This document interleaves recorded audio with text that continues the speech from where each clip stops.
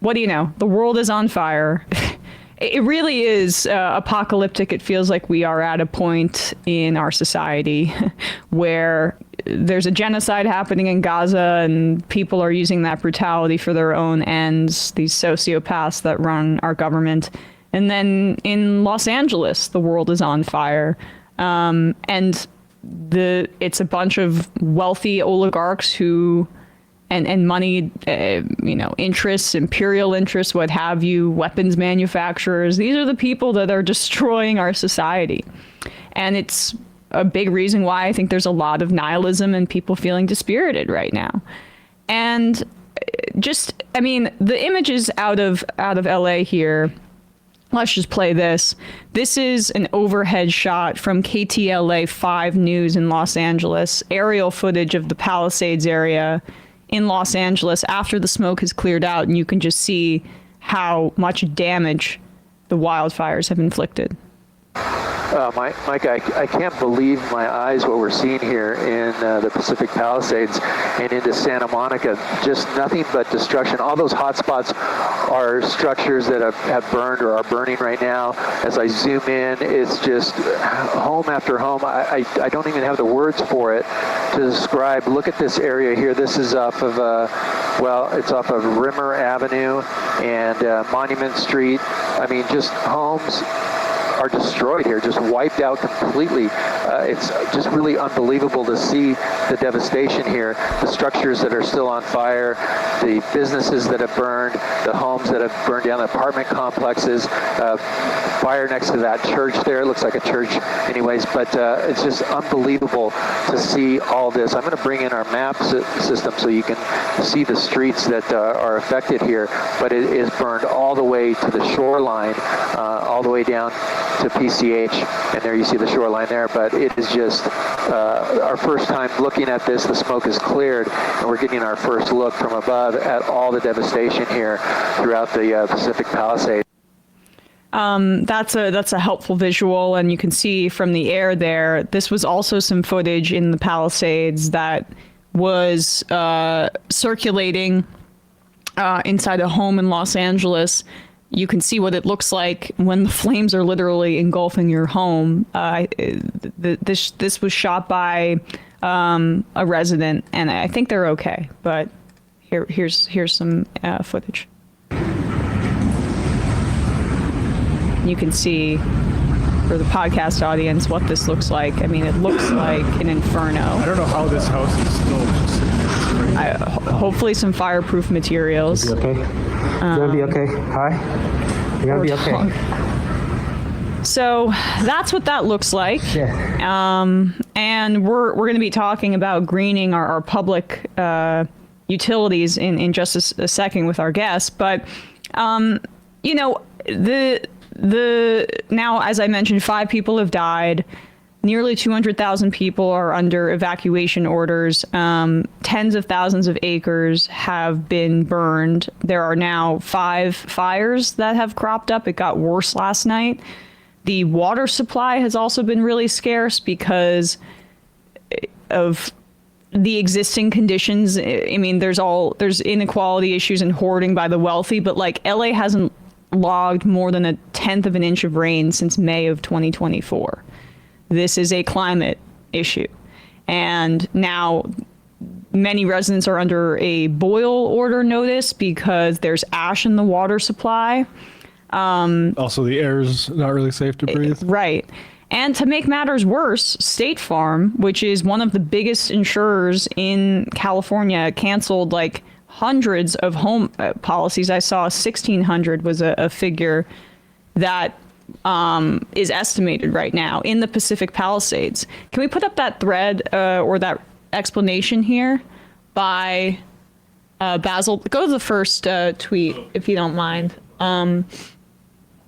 So State Farm is trying to claim like, oh, it was the burdensome regulations that pushed us out and caused us to cancel all these home insurance policies. What else could we do? It's California being liberal and authoritarian or whatever. But here's the real explanation from Basil Mershabash. Do not under any circumstance buy this corporate propaganda from dominant home insurance carriers like State Farm. California law allows insurers to make reasonable profits on the risks they take. If state regulators rejected a premium level proposed by State Farm, it was probably because the proposed premium would have allowed State Farm to reap unreasonable profits. In other words, to gouge homeowners desperate for home insurance. State Farm almost certainly left California because it could, not because it was forced by premium caps. The fundamental problem in the home insurance market is that consolidation has largely eliminated competition among carriers. In absence of competition, the remaining home insurance carriers can make monopolistic profits in low-risk, low-cost regions of the country and in states that let them charge whatever premiums they want. As a result, they have little incentive to serve high-risk, high-cost markets, especially in states that do not permit them to charge unjustifiably high premiums. And they're going to claim that, we needed to charge these premiums because of the risk. If you could go to that third tweet in the thread here, Bradley. You can just see that California has granted State Farm premium increases previously over the past few years. This is, as he mentions, a problem of consolidation, of these insurance companies being able to gouge people whatever they want. And then, of course, the overall structure of the fact that this is not going to get better. How are we going to protect people and their homes? And profit at the same time. So that's the thing is, like, to the extent that these become monopolies, competition is one route for it. And maybe antitrust is a way to do this. Or we have a public insurance against climate crisis. Yep. And everybody gets covered, whether you're in the Appalachians when it gets flooded or whether you're in the Palisades.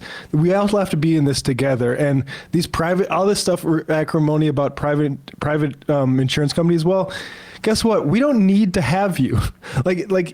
And it's always funny because it's like they always say, we just want to do our insurance business. No, you want to get profits. Right. Like, let's be real. And that's never actually put forward because it's shameful. And most people don't actually think it should be involved in something like either healthcare or, houses getting burnt up because we can't protect the environment anymore.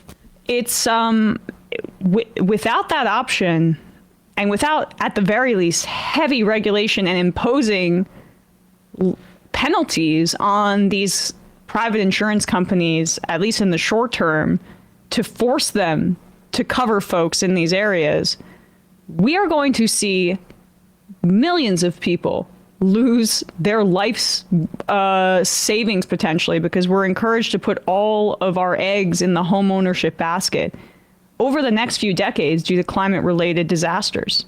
I mean, that's the reality that we're looking at right now.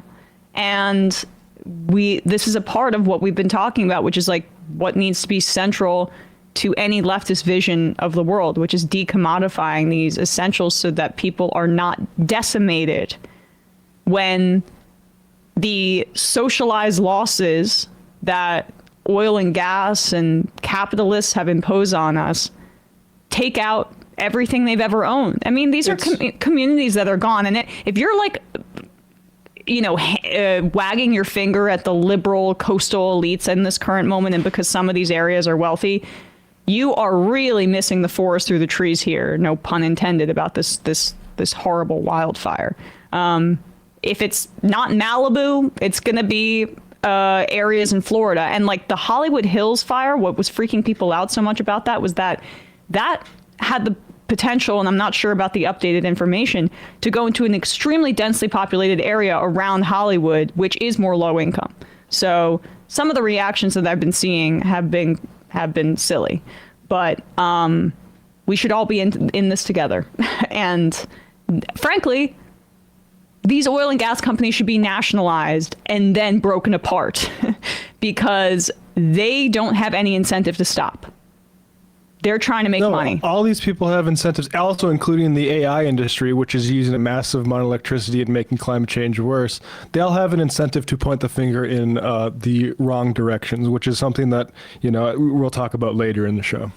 Hey folks, don't forget to hit the subscribe button and check out our daily show. We do it every day at 12 p.m. Eastern for about 2.5 hours. We even take phone calls. You should check that out.